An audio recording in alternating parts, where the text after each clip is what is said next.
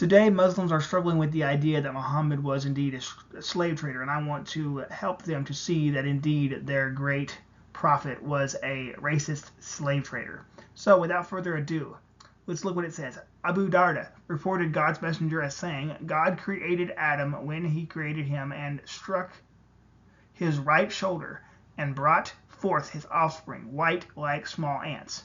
So, all right, the right side has the white individuals. And it says, and he struck his left shoulder and brought forth his offspring black as though they were charcoal. So then you have the left ones are the black individuals. It says, then he said to the party on his right, those are the whites, to paradise, and I do not care. And he said to the party on his left shoulder, those are the blacks, to hell, and I do not care. This is clear that Muhammad was a racist individual. Let's continue on.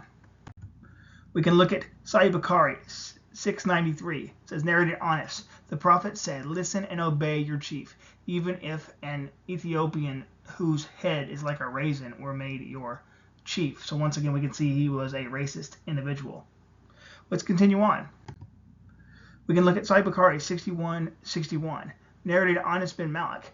Allah's messenger was on a journey and he had a black slave. Did you notice it said he had a black slave called Idris, and he was driving the camels very fast, and there were women riding on those camels. Allah's messenger said, may Allah be merciful to you, O Idris, drive slowly the camels with the glass vessels, the women. So it's clear that Muhammad did indeed have a black slave. Let's continue on. We can look at Sunan an-Nasai 4184. It was narrated that Jabir said, a slave came and pledged to the Prophet to immigrate, and the Prophet did not realize that he was a slave. Then his master came looking for him. The Prophet said, sell him to me. Okay, so we're going to see that he's selling an individual, or he's going to buy an individual. He says, let's see, sell him to me, and he bought him for 2 black slaves.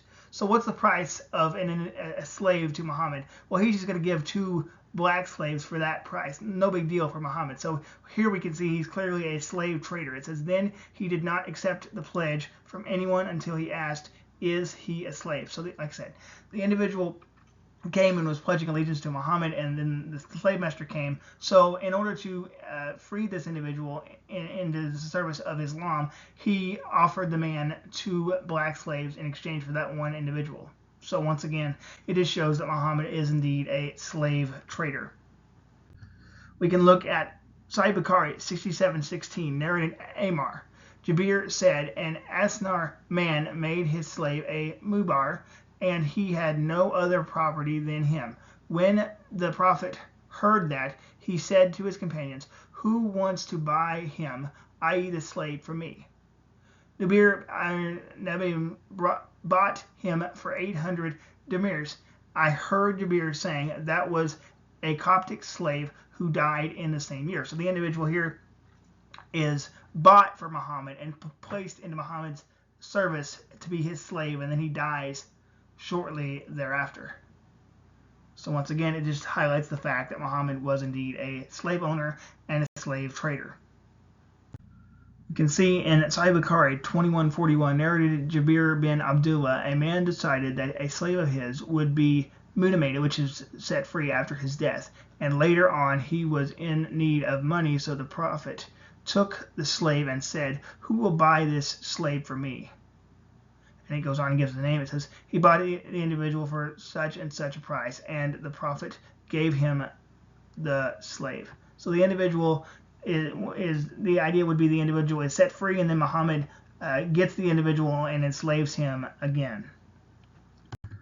We can also see in Sahih Bukhari 7263, narrated Umar, I came and beheld Allah's messenger was staying on an attic room, and a black slave of Allah's messenger, notice that, a black slave of Allah's messenger was at the top of the stairs. I said to him, tell the Prophet that here is this individual asking for permission to enter. Then he admitted him. So once again, we can see that Muhammad did indeed have black slaves. I'm just reiterating this because some people have a very difficult time coming to grasp with their the perfect moral example, trading black African slaves. But like I said, I want to help them to see just how terrible their great prophet is, and to hopefully show them that he is not worthy to be followed. We can also see in Sunan An-Nasai 38:27, it was narrated that Abu Hurairah said, "We were with the Messenger of Allah in the year of Khaybar, and we did not get any spoils of war." Spoils of war would be sex slaves, except for wealth, goods, and clothes.